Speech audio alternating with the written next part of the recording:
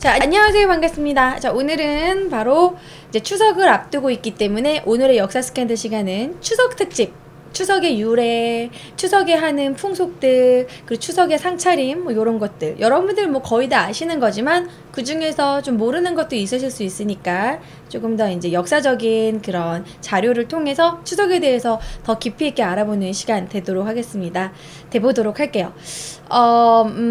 지금 제가 강강수월래 이 사진을 올려드렸어요.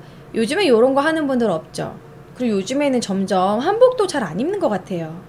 근데 지금 제가 입은 한복 되게 간단해 보이고 요게 그냥 면처럼 되어 있고요. 동정도 달 필요 없고 그냥 끈도 여기 옷고름도 그냥 리본으로 매고 요런 거 요즘 생활한복 유행하더라고요. 허리도 약간 잘록해 보이는 느낌? 치마. 그래서 치마도 짧고요. 이렇게 짧은 치마 이렇게. 그럼 요런 한복은 명절에 입어줘도 괜찮을 것 같다는 생각이 들어요. 왜냐면 한복을 명절에 안 입는다면 평생 한복을 입을 기회가 이런 얘기 하더라고요. 여자들 같은 경우 뭐 남자들 같은 경우 결혼할 때 패백할 때 한 번 입고 진짜 한복 입을 일이 없다 뭐 그런 얘기 하더라고요. 요즘은 세배할 때도 한복 잘 안 입죠. 불편하다고. 근데 저는 생각이 다르거든요. 적어도 명절에는 입었으면 하는. 일본은 그래도 무슨 축제라던가 뭐 각종 지역 행사 이럴 때 기모노를 되게 많이 입어요. 근데 우리나라는 한복을 너무 잘 안 입고 한복을 되게 고리타분하다고 생각하는 것 같아서 요런 간단한 생활한복이라도 그냥 한복이 불편하다면 이런 편한 생활한복이라도 우리가 입으면 좋을 것 같다는 생각이 들어서 제가 오늘 한복을 입어봤습니다. 이렇게 한복을 곱게 차려입고 여자들이 이렇게 강강수월래를 하는 이러한 추석. 자, 그러면 여러분 추석의 유래에 대해서 한번 얘기를 나눠볼게요. 추석은 최초의 유래에 대해서는 사실 이런 추석이라던가 추석 때 하는 그런 풍습이라던가 이런 건 정확한 유래는 없어요. 이런저런 근거를 가져와서 이럴 것이다 라고 생각을 하거든요. 채팅창 보니까 한복 입는 걸 쪽팔려 한대요. 왜 그럴까? 우리나라 전통 의상인데. 그쵸? 잠깐 캠이 약간 이쪽으로. 그러지 않으셨으면 좋겠어요. 남자 한복도 좀 멋있게 나오면 어떨까? 스키니하게. 이렇게 데님을 바짝 이렇게 해가지고 이렇게 남자 한복도 스키니하게 나오면 어떨까? 한국은 한복이고 일본은 일복인가요? 그건 아니고요. 그 고유의 이름이 있잖아요. 한국은 한복, 일본은 기모노, 중국은 치파오, 뭐 그런 거. 예. 예, 채팅창에 타비제이분은 매일매일 한복 입고 방송하는 모습 보면 보기 좋습니다. 제가 그분하고도 간담회 때 얘기 나눠보고 친하거든요. 되게 힘드시대요. 이게 매일매일 딱 한복을 갖춰 입고 방송하시는 게 쉬운 게 아니에요. 그래서 제가 유소나님이 한복 입고 방송한 거 저도 응원합니다. 되게 힘드실 것 같아요. 그리고 그 얘기 했었어요, 제가. 내가 저번에 설날에 한복 입었더니 너 따라했다고 나한테 욕 먹었어. 그랬더니 오히려 나보고 죄송하다고. 아니야. 너가 너무 이뻐서 그렇지 뭐 이러면서 얘 한복 명절 때 한복 입었다가 따라했다고. 예, 저는 2008년부터 방송했고요. 유소나님도 예, 한복 한복을 널리 알리는 그런 좋은 방송 하시는 것 같아요. 자, 전통 한복이 좋으시다는 분도 있고, 전통 한복은 이번 주 금요일에 제 추석 방송 때 나중에 입을 거고요. 오늘은 이렇게 생활 한복을 입어봤어요, 편하게. 자, 그러면은 자, 추석의 기원을 얘기하다가 딴 얘기로 샜는데, 자, 추석에 대해서 최초의 유래에 대해서 정확한 근거는 없지만 일단 추석은요, 한 해 동안 가장 큰 보름달이 때는 음력 8월 15일을 추석이라고 합니다. 일단 이렇게 큰 보름달은요, 옛날부터 그 어둠이 되게 무서운 존재였잖아요. 예전에는 전기도 들어오지 않고 정말 밤이 되면 어두컴컴했는데 큰 보름달이 뜨면 그나마 좀 밝게 비춰준다는 거죠. 그래서 그 아래에서 사람들이 춤추고 놀고 막 이런 막 강강수월래도 하고 그러한 그런 풍습 달에 한 달에 한 번 이렇게 큰 만월을 이루는 그 보름달은 사람들한테 되게 고마운 존재였다고 합니다. 그 중에서도 1년 중 가장 큰 보름달이 뜨는 8월 15일을 이제 중추절, 뭐 한가위, 뭐 가배, 뭐 여러 용어로 추석을 표현을 하는데요. 이 한가위가 이제 민족 최대의 축제가 된 그 기원을 얘기를 해보자면 삼국사기에서 그 기원을 알아볼 수 있습니다. 혹시 아시는 분? 추석의 기원, 삼국사기의 어느 왕 때다. 요런 거 이제 퀴즈 내죠. 어느 왕? 외우기 쉽게 할게요. 이분은 멘탈이 너무 약해. 유리 멘탈이야. 이렇게 외워봐. 삼국사기에 바로 유리왕 때, 신라시대 3대 왕 유리왕 9년에 왕이 6개의 육부를 정했어요. 그래, 유리왕으로 외우시면 되겠죠. 유리왕이 육부를 정하고 나서 왕비에게 시켜서, 왕비가 이제 4명부를 관여하니까 왕비를 시켜서 이 육부의 여자들을 반반씩 모여서요 길쌈 대결을 했대요. 길쌈이라는 게 배를 짜는 거죠. 옷감을 짜는 거. 옷감 짜는 그런 배틀을 한 거예요. 옷감 짜는 배틀을 이제 한 팀 이렇게 나눠서 했는데 그 두 팀 중에서 옷감을 많이 짠 팀이 이기는 거죠. 그럼 이긴 팀이 이제 와 막 이렇게 환호성을 지르고 진 팀은 이긴 팀에게 음식을 대접하는, 뭐 이제 전을 하기도 하고 떡을 만들기도 하고 음식을 대접하는 그 시기를 바로 8월 15일에 발표함으로써 그게 추석의 기원이라고 보고 있어요. 삼국사기의 유리왕 때 길쌈을 이렇게 하게 하고 이긴 팀에게 이렇게 대접을 하는, 그래서 이것을 가배라고 했다고 합니다. 가배라는 뜻이 바로 뭐냐면요, 배자가 이 배자예요. 가배. 이 가배의 어원은 가운데라는 뜻이라고 합니다. 가운데라는 뜻을 지닌 것으로 음력 8월 15일이 그런 한 해의 가운데다, 혹은 둥근 달, 뭐 이런 것을 이제 가운데라고, 하늘과 땅의 뭐 가운데, 뭐 그런 의미도 있고요. 또한 그 가배라는 의미가요, 가운데라는 의미도 있지만 또 다른 뜻으로는 그렇게도 말한대요. 갚는다. 진 편이 이긴 팀에게 갚는다는 그런 어원에서 가배가 왔다는 설도 있습니다. 그래서 그 한가위 추석을 가배라고도 해요. 한가위, 한가배, 가배, 요런 식으로도 얘기한다고 하시더라고요. 그리고 또 그 다음으로 이제 역사적인 사료를 제가 찾아보면, 고려시대 동동이라는 그런 서적에도 이날을 가배라 적었으므로 보아 명칭은 계속 지속된 것으로 파악한다. 그 이외에도 중국의 수서 동의전에도 신라 초의 임금이 이 가뱃날에 음악을 베풀고 신하들로 하여금 활쏘게 하는 그런 대회를 열었대요. 그래서 그때 이제 활쏘기를 잘한 사람에게 말도 내리고 천도 내리고 옷감을 주기도 하고 뭐 그러한 행사를 했다라는 거. 그 다음에 이제 구담서 동의전에는 신라국에는 8월 15일을 중히 여겨 음악을 베풀고 잔치를 열었으며 신라들이 활쏘기 대회를 하였다고. 그래서 이 우리나라 고대에서 추석을 처음으로 센 것을 우리가 역사적인 사료를 찾는다면 신라 시대부터라고 할 수 있습니다. 그리고요, 일본인 승려도 신라 사람들이 추석이란 명절을 셌다는 것을 그런 기행문에다가도 썼어요. 일본인 승려 원인은 당시 산둥근방에 살고 있던 신라인들이, 여러분 그 산둥반도에 신라인들이 이렇게 중국 지도가 이렇게 있으면 이렇게 산둥반도 있고 우리나라 이렇게 있잖아요. 그럼 여기 산둥반도 볼록 나온 산둥반도에 신라인들의 마을, 신라방, 신라인들의 뭐 관청, 신라소, 신라인들의 절, 신라원, 뭐 요런 거 있던 거 아시죠? 이 울산항과 뭐 이렇게 그 신라 인들이 왔다 갔다 막 이렇게 하면서 그 산둥반도 쪽에 이렇게 모여 살았다는 거. 그렇죠? 그런 거 예전에 공부하셨죠? 그 신라인들의 절, 신라원에서 그 가배 명절을 즐겼음을 입당 구법 순례 행기라는 일본인 승려가 쓴 입당 구법 순례 행기에 써놨다고 합니다. 예. 발에 배울 때 나오는 얘기네요. 예, 통일신라 때 막 신라방, 신라소, 신라원 요런 거 외웠었죠? 기억나시죠? 요런 거 이제 퀵뷰 퀴즈 낸다고. 이따가 운영자님은 어떤 식으로 퀴즈 하실지는 모르겠어요. 운영자님이 제가 송편 먹을 때 들어오셔가지고 이벤트 하실 거예요.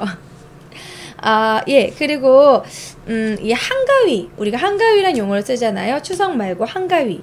한가위는 한은 크다라는 의미라고 합니다. 한은 크다. 한바다. 뭐, 한중턱. 뭐 이런 식으로 한은 크다. 예전에는 대전을 한밭이라고 불렀거든요. 큰 밭. 그래서 한밭. 한은 크다. 가위는 아까도 말했지만 가위, 갑의 모두 가운데. 그래서 추석은 한가위, 한가운데라는 뜻이고요. 중추절, 중추, 갑의 가위, 가위날 뭐 이런 식으로 표현을 합니다. 이런 한가위 유래에 대해서 막 얘기를 나눠봤어요. 그러면 한가위 때 우리나라가 어떤 풍습을 했는지 조금은 슬픈 풍습에 대해서 조금 보여드릴 건데 요거는 요런 거예요. 요즘은 여자들이 결혼을 하고 나서도 친정엄마를 자주 보는데 옛날에는 시집을 한번 가고 나면 친정엄마를 진짜 보기가 힘들었대요. 그래서 1년에 한 번 친정엄마랑 만나는데 옛날 분들은 참 안타깝게도 명절에는 명절 음식 하시느라고 되게 힘드셨잖아요. 잠깐 이거 오시겠다. 그래가지고 서로 그 친정에 갈 수는 없고 반나절 동안 서로 중간 지점에서 만나가지고 이렇게 막 음식 같은 거 싸운 거 같이 먹고 수다 떨고 다시 헤어지는 그런 반복기의 풍습이 있었다고 합니다. 그것을 제가 보여드릴게요. 자, 반복기 풍습. 반복기 풍습은 89화. 역사 채널 이 89화를 보여드리고 좀 더 얘기를 나눠보도록 하겠습니다. 예, 영상을 다 보셨죠? 너무 슬프지 않아요? 여러분들, 채팅창에 여자분들 계세요? 뭔가 네, 시집을 가진 않았지만 왠지 울컥하네요. 지금은 그래도 이렇게 명절 때 친정에 가잖아요, 당연하게. 근데 옛날에는 친정에 가보지도 못하고, 엄마랑 딸이 중간에서 만나가지고 아이고 이쁜 손이 다 갈고리가 다 됐구나. 막 갈고리는 아무래도 막 거칠거칠한 그런 걸 의미하는 거겠죠. 갈고리 같은. 그리고 우리 이쁜 딸이 이쁜 강아지가 나 이거 너무 슬프다. 감정이입하지 말고 부엌 강아지가 다 됐구나 막 이런. 갑자기 엄마 생각나서 갑자기 짠해져. 너무 슬픈 거예요. 저희 엄마도 이제 명절 때마다 맨날 제사 음식 하시거든요. 그 진짜 힘들었던 거 생각하면은 저는 어렸을 때부터 이 생각했거든요. 난 제사 안 지내는데 시집 갈 거야. 막 크리스찬은 그런 데로 시집 갈 거야 이런 생각을 했는데 그건 뭐 두고 봐야 되겠지만 정말 슬펐던 것 같아요. 요즘은 그래도 명절 때 이렇게 친정에 갈 수 있지만 그래도 아직도 제 친구들 명절 얘기해 보면은요. 요즘에도 명절 때 많이 싸우고요. 추석과 설날 끝나고 이혼율이 급증한대요. 왜 그럴까요? 여러분들 혹시 이렇게 명절 때 부모님들 싸우는 경우 못 봤어요? 뭐 도대체 언제 갈 거야? 계속 있어. 그러면은 꼭 이제 며느리들이 이제 친정에 가려고 하면은 시어머님이 그러죠. 시누이 오는 거 보고 가라 그러죠. 자기 딸 오는 거 보고 가라고. 그럼 이렇게 속으로 생각하잖아요. 우리 엄마도 날 기다리는데 왜 나는 자기 딸 오는 거 꼭 보고 가라고. 그러니까 자기 딸 오면은 밥 차리고 가라 뭐 이런 식으로. 그래서 또 그것까지 보고 가면 정말 늦게 가게 되고 뭐 그런 것 때문에 많이 싸우기도 하고. 뭐 아무튼 뭐 여러 가지 이제 애로사항이 있죠. 시댁과 친정의 다른 대우 뭐 이런 것들도 많이 싸우고. 참 이 반복기를 보면서 또 슬퍼지네요. 또 이런 여자들의 삶에 대해서. 근데 요즘은 그래도 좀 많이 나아졌고 이 명절 때 좀 뭔가 좀 변해야 된다는 좀 생각도 들어요. 여러분들은 어떻게 생각하세요? 여자가 시집을 오면 그 시댁의 음식들을 다 무조건 아직 여자가 해야 된다고 생각하시나요? 그 명절 음식에 대해서 어떻게 생각하세요? 예를 들어서 뭐 요리를 여자가 잘한다고 치면 요리는 여자가 하는 대신 남자들은 청소를 한다던가 그리고 요리하다가 그 남자들이 좀 도와줘야 되는 그런 것들도 있거든요. 뭐 이렇게 박스를 나른다던가 뭐 장을 같이 봐준다던가 뭐 네네네네 여자가 무조건 요리해야 되는데 와 이 사람들 봐. 응? 이래서 결혼하겠어? 응? 저는 좀 어느 정도 분담해야 된다고 생각해요. 뭐 여자만 너무 하루 종일 일하고 남자는 고수동만 치고 뭐 누워 있고 테레비 보고 있고 그거는 좀 불공평하지 않나요? 그러니까 여자들이 이제 여자들만의 그런 요리를 한다면 남자들은 밤 있죠? 그 명절에 올리는 밤 있죠. 그 밤을 자르는 거 되게 힘들어요. 그 밤을 불려서 밤 치는 거. 뭐 그런 거라도 좀 한다던가. 뭘 음식, 아, 미치겠다. 채팅창에서. 음식 평가는 해줌. 아이고, 가부장제 나셨네. 아직도 저런 마인드를 갖고 있네. 와, 음식 평가는 해준대. 아이고, 국이 짜다. 막 이러고, 전이 짜다. 아유, 이건 좀 싱겁네. 이런 음식 평가에. 아이고, 무슨 뭐, 요리 프로그램 났어요. 여자랑 남자랑 좀 어느 정도 분담을 하는 게 좀 진정한 명절을 세는 일이 아닌가. 여러분, 근데 안 도와주면은요, 스스로 피곤해져요. 나중에 여러분, 장가 가셔가지고 여자 하나도 안 도와주고 그러면은 그것 결국에는 본인한테 받는 거거든요. 본인한테 어떻게든 돌아오거든요, 여러분. 저 이런 얘기 들었어요, 예전에. 그래서 라디오 사연에서 의사 와이프였던 것 같은데 남편이 되게 집에서 스트레스를 주는 타입이래요. 근데 되게 지고지순하게 의사 와이프가 그걸 다 받아준대요. 근데 다 받아주는데 이제 그 남편이 이제 회사에 가고 나면 병원에 이제 일하러 가고 나면 그 남편에 대한 복수를 어떻게 하냐면 남편 칫솔로 변기 닦는데요. 그리고 다시 깨끗이 닦아놓는. 그렇게 복수할 수도 있어. 여러분 잘해야 돼. 그 여자한테 잘 못하면 음식에다가 막 그 맛없는 거 탈 수도 있어. 이게 다 자기한테 돌아온다니까.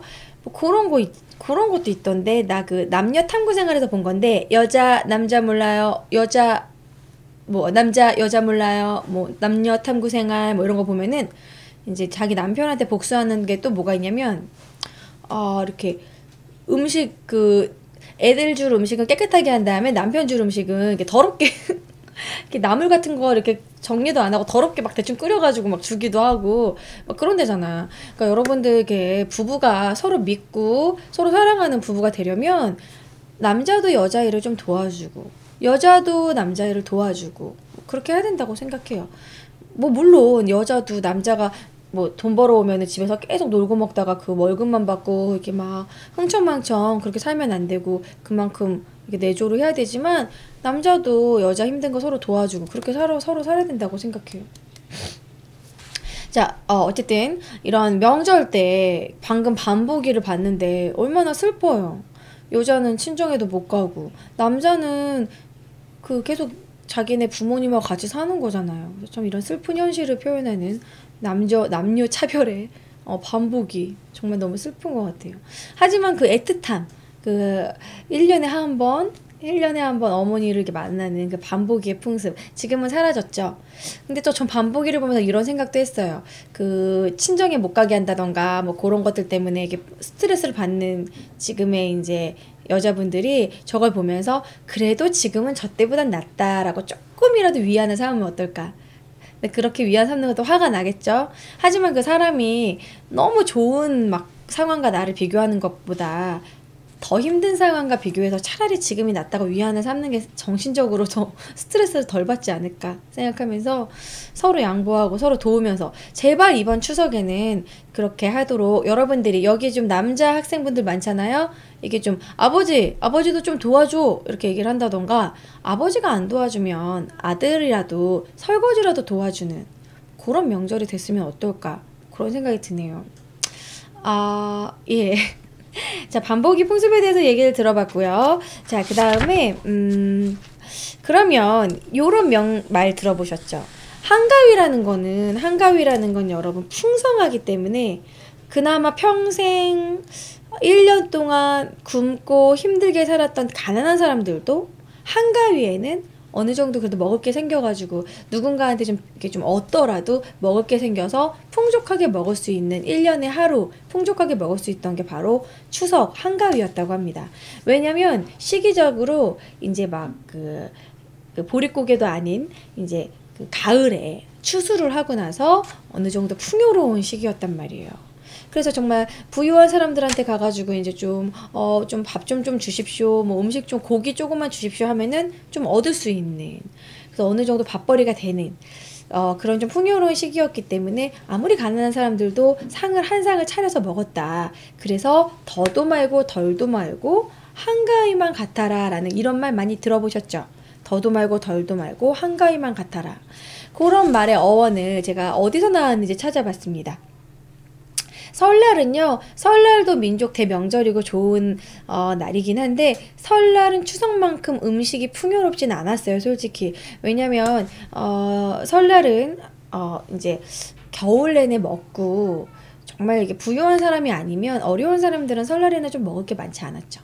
하지만 이제 추석 같은 경우에는 이제 그 막 타작을 하고 이렇게 추수를 한 다음이기 때문에 좀 그거보다 설날보다는 풍요로운 우리나라 그 농경사회일 때 가장 힘든 시기는 언제냐면 보릿고개입니다. 보릿고개가 언제냐면요 이제 모내기를 막 끝내고 뭐가 막 자라고 있고 먹을 게 막 없을 때 1년 내내 먹고 다 떨어졌을 때 보리도 막 떨어졌을 때 그때가 이제 보릿고개라고 해가지고 이제 4월부터 5월 그때를 이제 보릿고개라고 제일 힘들 때라고 하죠. 6월까지. 그래가지고 보릿고개가 이제 넘어가고 힘들고 6월, 7월 뭐 이럴 때 막 남자들이 기력이 떨어지고 막 여름에 힘들고 이래서 우리나라가 뭐 외국에서는 혐오하는 물론 우리나라 사람들 요즘에는 혐오하기도 하는 그래서 그때부터 이제 집안에 많이 자라고 있는 멍멍이들을 잡아먹고 그랬다는 어원이 있어요. 저는 그 부분에 대해서도 또 제가 또 보신탕 옹호하면은 많은 애견인들한테 엄청난 욕을 먹겠지만 저는 그건 개인의 선택이라고 생각해요. 왜냐면 우리나라가 어려울 때 먹었던 그 이유는 그 시기 때문에 그런 건데 그냥 만약에 먹는 사람이 있을 때 그거를 막 극혐이라고 그래가지고 막 되게 야만인 취급을 할 필요는 없다고 생각해요. 우리나라에 있는 음식이기 때문에. 본인이 개를 키우고 개를 너무 좋아하고 애견인이면 안 키우면 안 먹으면 되는 거지만 누군가가 먹었을 때 막 그거를 욕할 건 없다고 생각해요. 그래서 저는 어렸을 때 저희 부모님이 드셨기 때문에 저는 소고기라고 속이고 몇 번 먹어봤어요. 그래서 이런 부분은 뭐 워낙 하도 싸우는 부분이어가지고 저도 참 어려운 부분이라고 생각해요. 제가 이 얘기를 왜 하게 됐냐면, 저기 모란시장 쪽에 그런 걸로 유명하잖아요? 그럼 그 모란시장 축제를 그 상인들에게는 되게 큰 축제고 그걸 준비를 하는데 그 애견협회에서 막 계속 방해해서 결국 축제를 못하게 했다는 사건도 있었거든요. 뭐가 맞는 것일까? 참 어려운 쟁점인 것 같아요. 여러분들은 어떻게 생각하세요? 그러니까 그런 거 파는 상인들이 장사도 못할 만큼 이렇게 방해를 해야 되는 부분일지. 예. 근데 그런 식으로 외국에서 막 이게 막 그거를 우리나라를 막 그런 걸 뭐라 그러죠? 우리나라 문화를 멸시하는 갑자기 용어가 갑자기 생각이 안 나는데 문화사대주의, 문화상대주의, 문화를 막 멸시하는 그걸 뭐라 그러지? 문화상대주의, 사회문화 때 배우는 건데 문화사대주의적인 건가? 뭐 오리엔탈리즘? 아니야 그런 건 아닌 것 같고 용어가 갑자기 생각이 안 나. 어쨌든 아무튼 외국에서 우리나라를 되게 막 야만인처럼 표현하는 그런 다큐멘터리가 있어요. 우리나라가 예전에 이제 그런 보신탕이란 요리가 있다는 것 자체만으로. 그래서 제가 예전에 영국에서 봤어요. 우리나라에서 뭐 무슨 진돗개 한 마리 그런 뭐 진돗개는 아니었어. 근데 그런 누렁이 한 마리를 이렇게 구출하는 그런 다큐멘터리였는데 우리나라 완전 야만인처럼 나오는데 그런 음식의 종류 가지고 이제 욕하기 시작한다면 그럼 프랑스 사람들은요 원숭이 뇌 먹어요. 프랑스 사람들은 원숭이 뇌를 이렇게 유리 그런 관에다 놓고 원숭이가 살아있는 상태에서 신선하게 먹어야 된다고 살아있는 상태도 뇌 뽑아 먹어요. 그런 건 안 잔인한가? 그러니까 그런 것들은 그 문화의 그런 상황 왜 먹게 됐는지 그런 상황에 대해서 이해하는 문화 상대주의가 필요한 것 같아요.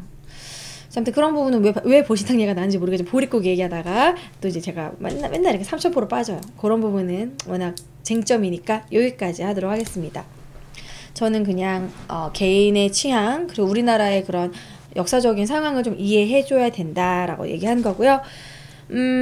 제가 더도 말고 덜도 말고 한갈만 같아라 이런 용어가 나온 거는 김매순의 열왕세시기에 쓰여 있다고 합니다. 자 읽어드릴게요. 8월 중추 편에 보면 가위란 명칭은 신라에서 비롯되었다. 이달에는 만물이 다 성숙하고 중추는 또한 가절이라 하므로 민간에서는 이를 중요하게 여긴다.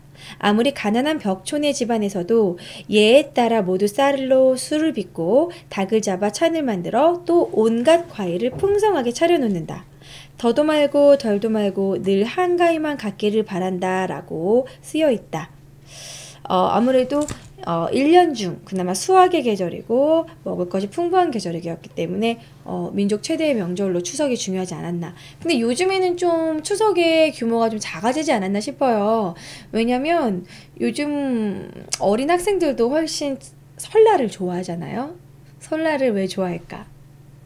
세배를 하면은 세뱃돈을 받기 때문에 설날을 더 기대하고 막 그러는데, 추석 때는 용돈이 이제 맨날 받는 게 아니라 랜덤으로 받기 때문에 저도 어렸을 때는 훨씬 설날을 기다렸었어요.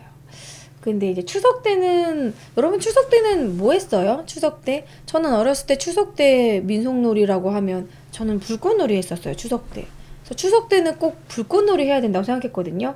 그 추석 때 불꽃놀이의 이제 유래는 쥐불놀이라고 해가지고 이렇게 추수가 끝나고 그 집단들 같은 걸 불태우는 쥐불놀이, 이렇게 막 이렇게 뭐 불 나는 거 불조심해 뭐 그런 것도 있고 쥐불놀이를 해가지고 그것이 이제 나중에 뭐 이렇게 불꽃놀이가 됐다 하는데, 불꽃놀이 진짜 재밌었는데 어렸을 때 그 나비탄도 있고요. 나비처럼 날아가다 터지는 것도 있고 분수탄, 방송 용어로는 좀 안 어울리지만 지랄탄이라고. 지랄탄 아세요? 지랄탄, 이렇게 바닥에서 막 지랄을 하면서 이렇게 불꽃을 하는 지랄탄 뭐 이런 것도 있었고, 이렇게 뿅 날아가서 빵 터지는 뭐 그런 것들 하다가 이웃 집으로 날아가가지고 혼나기도 하고 되게 재밌게 놀았었는데, 어렸을 때 불꽃놀이 안 해보셨어요? 콩알탄도 있고요. 콩알탄은 딱딱 떨어뜨리는 거, 딱딱 이런 거. 쥐불놀이야 뭐 이런 노래도 있었죠. 그런가요? 명절 음식의 문화 중에 고춧가루가 들어가기 전과 들어간 후 뭐가 달라졌나요? 원래는 제사상에 올라가는 음식은 고춧가루가 안 들어가는 그런 게 법칙인 그런 게 있어요. 근데 이제 명절 음식의 문화를 물어보신다면, 고춧가루가 임진왜란 이후에 들여오고 나서 뭐 고춧가루가 들어간 김치가 생겼고 뭐 그런 거. 근데 원래 명절 음식 그 중에서 제사상에는 고춧가루가 들어가지 않아요. 예. 근데 고춧가루로 버무린 김치가 들어가는 지역도 있어요. 집안마다. 근데 이게 제사상이요, 집안마다 조금씩 틀려요. 어떤 집안은요, 평소에 할머니가 돌아가시고 나서 할머니가 피자를 좋아하셨대요. 그래서 부침개 대신 피자 놓는 집도 있어요. 그러니까 요즘은 조금 이렇게 변형을 하시더라고요. 그래서 평소에 우리 어머님이 좋아하셨던 음식을 좀 놓아드리자 해서 놓기도 하고. 저는 만약에 제사 지내라고는 하진 않겠지만, 굳이 제 자손이 제사를 지낸다고 한다면 난 뭐 놔달라고 하지? 치킨? 저도 피자. 나도 피자 놔달라고 해야지. 뭐 어려운 거 주문할까? 나는 송로버섯 막 이런 거. 나는 캐비어 막 이런 거. 괴롭히어볼까 한번? 좀 제사상에 대해서 얘기가 나왔으니까 제사상 한번 차례상 한번 보고 갑시다. 자, 차례상을 보시면요, 이제 집에서 제사 지내시는 분들은 많이 보았을 거예요. 1열부터 5열까지 있고요. 1열에는 이제 국수와 밥, 이제 국, 뭐 떡국 이런 게 올라가는데, 추석에는 토란탕이 올라가요. 추석 때는 토란국이라고 해가지고 그 약간 끈끈한, 감자처럼 생겼지만 끈끈한 토란이 들어가는 토란국이 들어가요. 그래서 국수가 들어가는 집도 있고 안 들어가는 데도 있어요. 이렇게 해서 1열에는 밥과 국이 들어가고 2열에는 이제 부침개 종류, 그 전이 올라갑니다. 육적은 산적이라고도 하죠. 고기. 그리고 소적이라고 해서 두부, 그리고 어적, 어전 이런 식으로. 이제 어전은 아시죠? 그 동태전 요런 거. 이제 2열에는 전 종류가 올라가고 건더기 종류. 그다음에 3열에는 탕입니다. 육탕, 소탕, 어탕. 저희 집은 6개 나요. 이거로 똑같이 6개. 그 이유는 우리 집은 6개 넣는 이유가 있구나. 두 분을 모시기 때문에. 근데 우리는 조그맣게 6개 넣어요, 저희 집은. 그리고 4열에는 포와 나물을 놓습니다. 포, 나물, 간장 뭐 이렇게 식혜. 좌포우회라고 그래가지고 4열에 여기 좌포, 우회. 그래서 왼쪽에는 포를, 오른쪽에는 식혜에서 좌포우회라는 말도 있죠. 그 다음에 이제 5열에는 대추, 조율이시라고 그래가지고 대추, 그 다음에 율, 밤, 그리고 배, 이시 이런 식으로 조율이시란 말도 있어요. 대추, 밤, 배, 감 순서로. 그리고 홍동백서란 얘기 들어보셨나요? 홍동백서. 붉은 것은 동쪽으로, 사과는 동쪽으로, 백색은 밤은 서쪽으로. 홍동백서. 그래서 제가 이거 물어봤어요. 아빠한테. 아빠 왜 근데 대추는 빨간데 서쪽이야? 그랬더니 아버님이 대추를 배우면 흰색이잖니? 이렇게 대답을 하시던데 대추는 왜 서쪽일까요? 근데 제 나름대로 생각을 해봤는데 대추가 빨강도 있지만 마른 대추는 빨개지지만 대추가 그 나무에 열려 있을 때는 대추가 나무에 열려 있을 때는 초록색이거든요. 그래서 이쪽으로 가지 않았나 뭐 이런 생각이 있습니다. 사과도 벗기면 하는데 그렇게 말대꾸 하지 못했어요. 그냥 네 이러고 말았는데 그래서 홍동백서에 맞춰서 이렇게 놓고요. 근데 이렇게 놓는 종류는 또 집안마다 집집마다 지역마다 틀려요. 그래서 대충 이제 보편적으로 이렇게 상을 차리고요. 그 상차림의 특징 아까 제가 쭉 말했던 차례상의 법칙들 보여드릴게요. 자, 근데 준비한 음식마다 집안마다 틀리다는 거. 어동육서. 생선을 동쪽에, 고기는 서쪽에, 생선의 머리를 동쪽으로 이렇게 한다고 하고요. 동두서미. 생선의 머리를 동쪽으로, 꼬리를 서쪽으로. 지금 방금 말한 거. 좌포우해. 요거 틀린 것 같아요. 저는 좌포우해를 식해 해자로 알고 있거든요. 요거 좀 아닌 것 같아. 이건 아닌 거예요. 왜냐면 내가 계속 알고 있는 좌포우해는 식혜거든요. 포는 왼쪽에, 식혜는 오른쪽에. 그래서 요거는 그냥 무시하시면 좋을 것 같아요. 이분이 잘못 쓴 듯. 뭐 그냥 생선젓 해자를 써서 좌포우해라고 하시는 분도 있나 봐요. 근데 저는 식혜로 알고 있어요. 자, 그 다음에 고서비도 신이와 송편은 술자는 아버지가 서쪽, 어머니가 동쪽. 아버지가 서쪽, 어머니가 동쪽. 뭐 이렇게 그 신이 그 있잖아요. 그 이름 써놓는 그 신위를 그렇게 모신다. 저희는 여러분들은 어떠신지 모르겠지만 저희 집은 사진도 놔요. 할머니 할아버지 사진도 놔요. 그리고 적전중앙. 적은 잔을 올릴 때마다 바꿔 올리는 제수의 중심 음식으로 중앙 3열에 놓는다. 전을. 자, 그리고 뭐 동조서율. 대추는 동쪽에, 밤은 서쪽에. 그리고 홍동백서. 이거 워낙 유명한 거죠. 홍동백서. 붉은 것은 동쪽, 하얀 것은 서쪽. 이렇게 논다. 근데 이런 법칙들을 외울 필요는 없을 것 같습니다. 요것만 딱 퀴즈나 내가 딱 3개 낼게요. 먼저 어동육서. 자, 어패류, 그 물고기, 어류는 동쪽에, 육류는 서쪽에. 어동육서. 요런 거 외워주세요. 어동육서. 어렵지 않죠? 어동육서. 그리고 두 번째, 좌포우해. 포는 왼쪽에, 식혜는 오른쪽에. 포는 왼쪽에, 식혜는 오른쪽에. 좌포우해. 그 다음에 요거 조율이시. 대추, 밤, 배, 감 순서. 조율이시. 이거 한문이에요. 대추조, 밤율. 이렇게 밤을 생률이라고 하죠.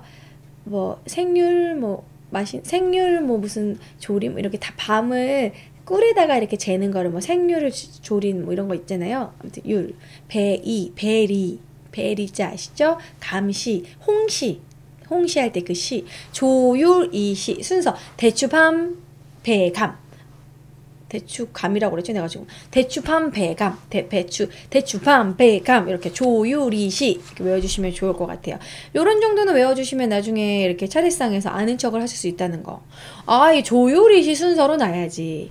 홍동백서로 해야지. 뭐 이런 거. 좌포우해. 포는 이쪽, 식혜는 이쪽. 좌포우해. 뭐 이런 거 3종류 퀴즈 낼게요. 자, 지금은 추석의 유래에 대해서 지금 배워보는 간단한 역사 스캔들 시간입니다. 지방의 차례 특징, 바로 왜 이래. 지방의 차례 특징에 대해서 제가 좀 준비를 했는데요. 요거 하고 영상 하나 더 볼게요. 쭉. 자, 경기도는 보거를 통째로 구이 적으로 만들어 올린대요. 우리 집도 이렇게 놓는데? 경상도는 차례상에 해산물을 많이 넣는데 아무래도 바다 쪽에 살기 때문에 돈백이라는 생선을 꼭 넣는데요. 간을 친 토막낸 상어고기.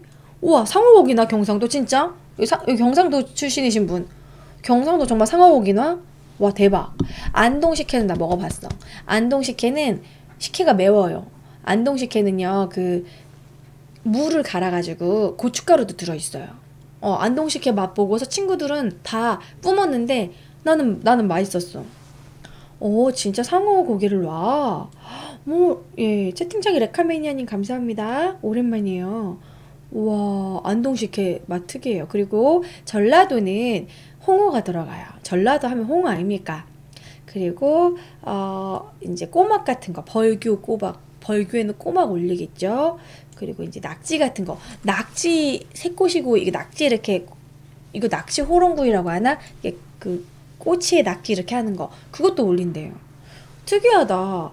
저희 집은 전라도 전주 출신이긴 한데 우리 집은 홍어 안 나요. 저희는 전주인데 홍어 안 나요. 생략하는 건가? 저희 집은 홍어 안 넣고 저희 집은 좀 약간 경기도 쪽을 따르는 건가? 우리는 홍어를 안 넣어요. 그리고 다른 지역도 한번 봅시다. 이렇게 지역마다 차례의 특징이 다르다는 거. 그러니까 그 지역의 특산물을 올리는 거죠. 강원도는요, 나물이나 감자 같은 걸 많이 넣고요. 강원도는 이제 먹을 게 많이 풍부하지가 않으니까 메밀을 쓴다라는 거. 버섯을 부침의 주재료로 쓰고요. 표고버섯에다가 고기 넣는 거. 그건 요즘에도 많이 먹죠. 그리고 강릉과 같은 곳에는 명태를 가지고 만든 생선전을 만듭니다. 레카님 또 감사해요. 자, 이따 다시 읽어드릴게요. 충청도는 차례상에 가장 다양한 음식들을 볼 수 있습니다. 경상도 지역이 가까운 곳에서는 대구포 오징어, 피문어 이런 것도 넣고, 전라도 지역과 가까운 곳에는 말린홍어, 가자미, 낙지. 특이하다. 바다가 먼 곳에서는 배추전이나 무적과 같은 부침 종류 많이 넣는다는 거. 그러니까 정말 다 다양해요. 집집마다 틀리다라는 거. 제주도는 더 독특해요. 제주도는 감귤 올라올 것 같았죠, 그쵸? 특별한 지리적 위치 때문에 다른 지역에다 보기 힘든 이색적인 음식이 많기로 유명합니다. 특히 흰살의 좋은 식감으로 유명한 제주도 옥돔이 올라가고 전복이 올라가기도 하고, 제주도 감귤, 파인애플, 바나나 같은 열대과일도 올라간다는 거. 그리고 곡식을 조로 만든 오메 기술이 차례주로 올라간다고 해요. 제주도는 이런 상큼한 과일들이 많이 올라간다는 거. 오, 제주도스러운 혼자업소의 자, 제주도와 각 지역의 이제 차례상에 대해서 얘기를 나눠봤고요. 그 다음은 사실 우리나라 이런 명절에 풍습이 쇠퇴하게 된 것은 요즘 사람들이 바쁘고 뭐 한복 입기 싫고 명절 뭐 이런 풍습들이 귀찮고 그런 것도 있지만, 사실 우리나라 이런 명절 풍습을 쇠퇴시켰던, 축소시켰던 일제강점기에 일제의 노력도 있었습니다. 그러니까 우리나라 이런 정체성, 우리나라 고유의 풍속, 이런 것들을 없애기 위해서 명절을 못 세게 했어요. 설날뿐만 아니라 추석도. 그래서 특히 설날은 아예 못하게 하고 떡집을 다 문 닫게 하고 그랬었거든요. 그거에 관련된 영상, 이것은 설날에 관련된 것이지만 어쨌든 그것에 관련된 영상 하나 보여드리도록 하겠습니다. 역사 채널 2 설의 부활 107화 같이 보시고 얘기 좀 더 나눠볼게요. 자, 구정신정이란 말의 유래에 대해서, 그리고 일제강점기 때 설날을 탄압했던 그런 내용에 대해서 보셨죠? 잠시만요. 음속을 안 했구나. 보시면은 구정신정이란 용어 자체가 잘못됐구나 이런 걸 아실 거예요. 그리고 정말 설날 우리나라에 좀 애매하잖아요. 구정이 있고 신정이 있고 이렇게 된 이유 자체가, 우리나라는 원래 구정이라고 말하는 그 음력설을 셌는데, 일제강점기 때 이제 그 을미개혁 이후에 양력을 사용하게 하면서 무조건 양력설을 세게 했어요. 그것이 바로 이제 신정이죠. 그때부터 이제 서울 사는 사람들은 무조건 신정을 세야 했고, 몇몇 사람들이 신정을 세게 됐어요. 그렇지만 여전히 몰래 웬만한 거의 80%는 구정, 그러니까 음력설을 셌습니다. 그러다 보니까 막 신정 세는 사람, 구정 세는 사람 이렇게 있으니까 둘 다 안 쉴 수가 없는데, 지금 대통령 때 나온 거 보시면 뭐 한때는 아예 구정을 쉬지도 않은 적도 있었고 너무 쉬는 날이 많다 해서 그러다가 다시 이제 우리가 음력설을 되찾게 됐고 설을 다시 부활하게 했고 아마 지금은 양력설은 하루 쉴 거예요. 그러니까 어쩔 수 없이 아무래도 그 의미가 이제 12월 31일에 우리가 이제 제야의 종을 치고 1월 1일을 맞이했다 해가지고 1월 1일 하루 쉬고 그리고 이제 음력설을 길게 쉬죠. 그러니까 우리나라가 제대로 세는 설은 음력설이 되는 것이죠. 그러니까 우리의 진정한 설은 음력설인 거예요. 근데 구정신정이라는 용어도 좀 바뀌어야 된다고 생각합니다. 음력설 이렇게. 세뱃돈은 어떻게 주게 된 건가요? 물어보시는데요. 원래는 세뱃돈을 처음부터 주는 것이 아니라 옛날에는 덕담을 했대요. 이렇게 새해 복 많이 받으세요 라고. 그리고 새해 복 많이 받으세요도 절하면서 하는 것이 아니라 세배만 하고 그리고 이렇게 새해 복 많이 받으세요 이렇게 나중에 말하는 거였다고요. 절하면서 하면 안 되는 거라고 하더라고요.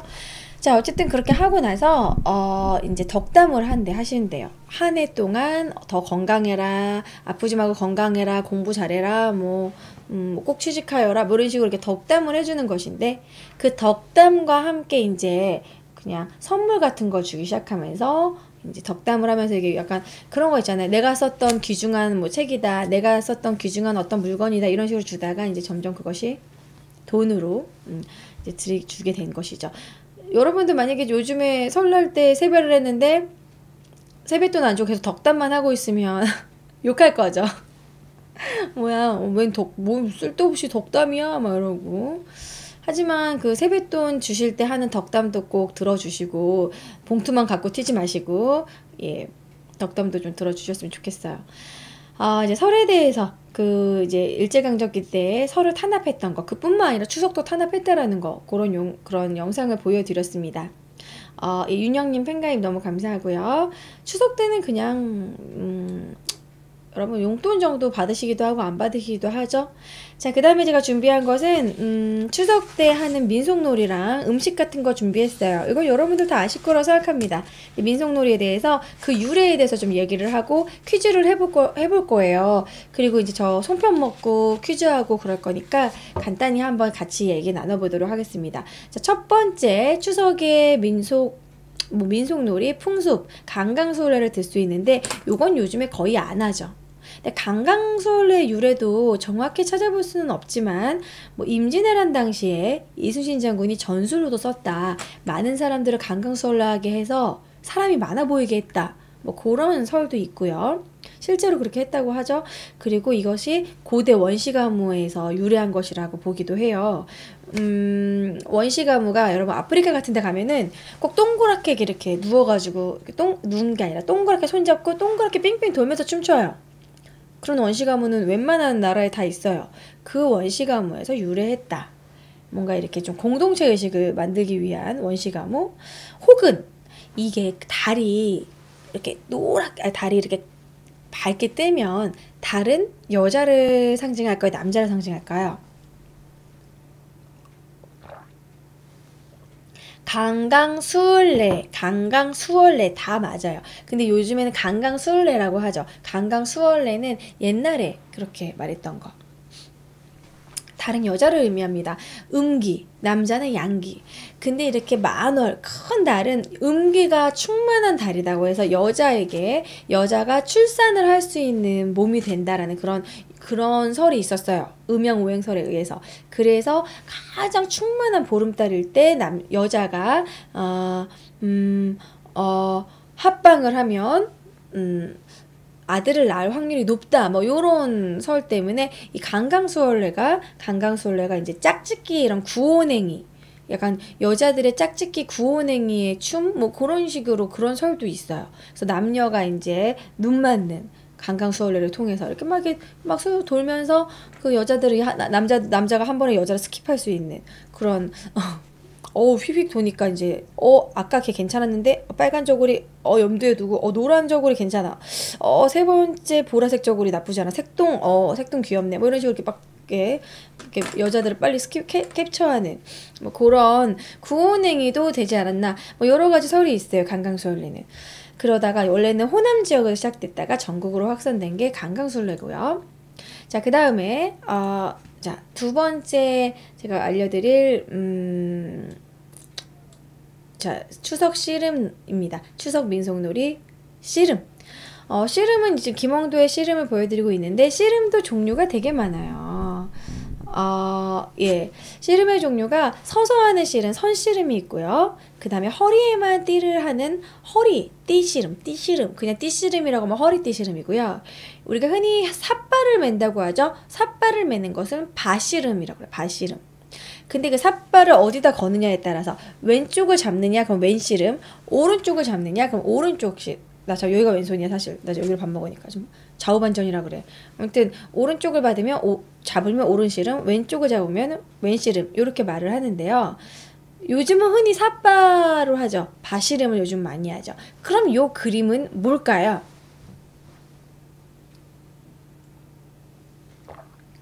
요거는 띠씨름일까요? 바씨름일까요?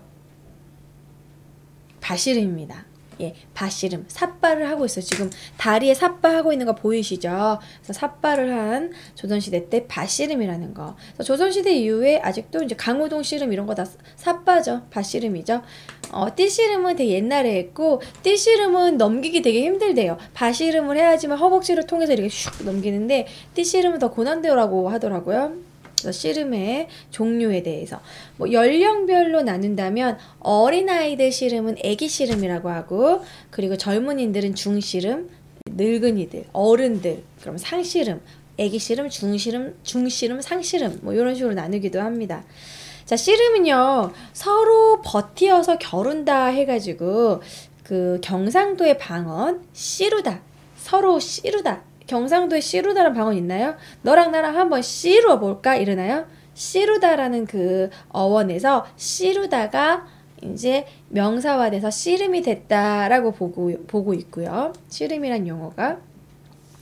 그리고 씨름의 역사에 대한 그런 자료를 찾아보면 최초의 자료는 고구려 고분벽화에 이런 띠씨름을 하고 있는 벽화가 있습니다. 그게 씨름 그림이 있기 때문에 그 무덤 이름도 씨름 무덤인데요. 누구의 무덤인지 확실히 밝혀지지 않았고 왕족이 아니라고 보고 있고요. 어쨌든 씨름 벽화로만 유명해진 무덤이라 씨름 무덤이라고 하는데, 씨름하는 모습하고 심판도 있어요. 그러면 고구려 때 이미 심판도 존재하는 씨름 그 그림이 있다는 건 그 전부터 씨름을 했을 것이다 라고 보고 있어요. 이 씨름이라는 거는 외국에도 이런 거 있어요. 그 고대 그리스 올림픽의 그 유래라고 할 수 있는 올림피아드를 보면 판크라티온이라고 하는 씨름하고 비슷한 서로 이렇게 붙잡고 막 싸우는 몸싸움이 있는데, 판크라티온은 몸에다가 이렇게 막 그런 조그만 칼 같은 거 숨기거나 할 수 있어가지고 다 벗고 했다고 합니다. 예. 여자분들이 되게 눈이 초롱초롱 했을 것 같아요. 예. 저도 꼭 보고 싶네요. 예. 판크라티온 그런 것도 이제 씨름 비슷한 거예요. 그리고 이제 씨름이 최초로 이제 기록된 우리나라의 기록으로는 고려사부터 기록이 되는데, 고려시대부터 기록이 되는데요. 고려시대 때 충수광이 씨름을 되게 좋아해서 씨름에 빠져가지고 정사를 멀리했다는 기록이 있고, 그 시대의 또 날라리 왕 충혜왕도 씨름 구경을 그렇게 좋아했다고, 신하들을 씨름시키는 걸 그렇게 좋아했다고 합니다. 이거 말고도 제가 또 보여드릴 게 거북놀이. 요것도 아마 거의 안 할걸요? 처음 보셨을 거예요. 뭐 집단으로 해가지고 거북이 모양을 해서 거북이 흉내를 내는 거북놀이도 있는데요. 이것도 유래가 확실하진 않은데 경기도 이천에서 전해오는 그런 놀이인데, 이 신라 문무왕 때 공주가 병이 나자 소년들이 이런 수순잎으로 거북의 탈을 만들어서 놀게 했는데, 그 뒤로 공주의 병이 나았다는 그런 얘기가 있어서 신라 때부터 거북놀이를 하지 않았나 이렇게 보고 있고요. 그리고 또 이 거북놀이의 노래가요. 거북이가 압록강을 건너 백두산을 건너 이천까지 오느라고 배가 고파서 쓰러졌다라는 그런 가사가 있는 것을 보아와 압록강을 건넜다는 그런 부분에서 중국에서부터 오지 않았나 뭐 이런 설도 있습니다. 그래서 거북놀이, 강강술래, 씨름 뭐 이런 거에서 제가 퀴즈 내도록 할게요. 자, 추석에 그럼 민속놀이에 대해서 얘기해봤고요. 여러분 요거 말고도 혹시 들어보신 거 없어요? 추석의 민속놀이? 여자도 씨름을 했었나요? 했습니다. 고려시대 때. 주로 남자들이 많이 하지만 여자들도 한 예가 있어요. 즐겨하진 않았지만 여자들도 씨름을 하기도 했는데 고려시대 때는 좀 했었는데 조선시대에는 여자들은 씨름하지 않아요. 조선시대에는 여자들이 뭐 이렇게 나서거나 유교적인 사회이기 때문에 여자들이 그런 걸 하는 게 없었다가 요즘에는 여자들도 씨름하죠. 가마싸움, 이렇게 해서 가마싸움, 소를 싸움시키는 소싸움 이런 것도 있고요. 줄다리기, 그리고 소놀이, 소를 가지고 이렇게 막 소를 분장시켜서 놀이하는 소놀이, 뭐 이런 식으로 소와 관련된.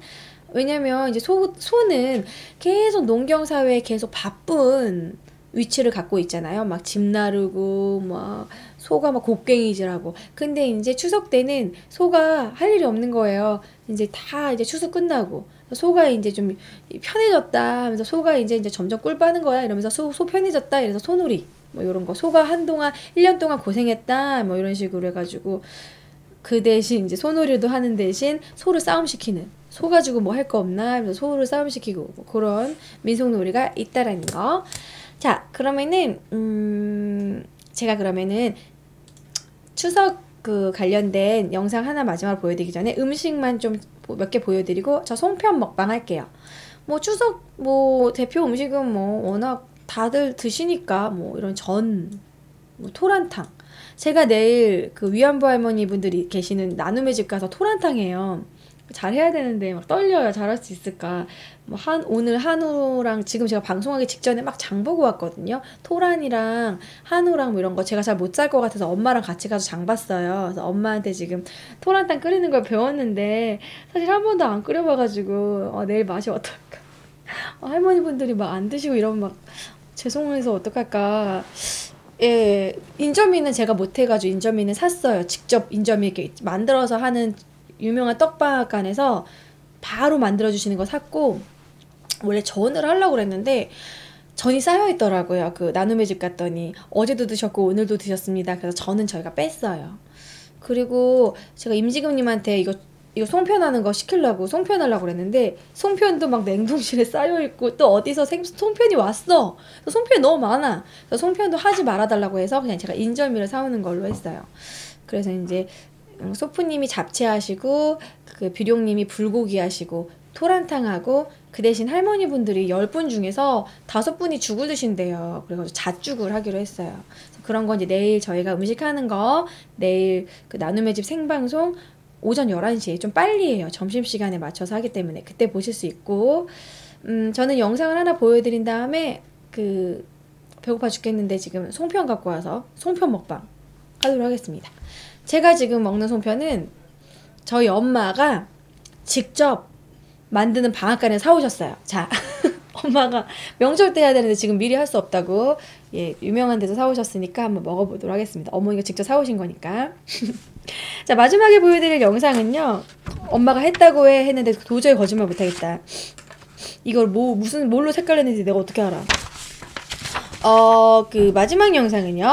여러분들이 이제 귀경길에 가시게 되는 경부고속도로 있죠. 우리가 그 경부고속도로가 없었다면 진짜 귀경길 얼마나 힘들었겠어요. 그 고속도로를 사실 우리가 박정희 대통령이 이제 추진해서 한 거지만 사실 그 고속도로를 놓은 건 우리 백성이라고 하면 안 되지. 우리 국민들이거든요. 우리 국민들이 다 피땀 흘려 거의 그때는요 기계가 거의 없어서 손으로 삽질하고 다 했대요. 그리고 그 고속도로 만드느라고 돌아가신 분들도 많다고 합니다. 그 귀경길에 그 경부고속도로 귀경길의 그 도로들에 대해서 이 영상을 보시고 여러분들이 귀경길에 이 도로가 누군가의 피땀 흘려서 만든 도로구나 이렇게 한번 생각하시고 도로에 노상방뇨 하지 마시고 좀 귀경길에 한 번 더 좀 그 생각을 하셨으면 해서 이 영상을 준비를 했어요. 이것은 지식채널 2 모두의 도로라는 1050화 영상 보여드리도록 하겠습니다. 저는 그동안 송편 준비할게요.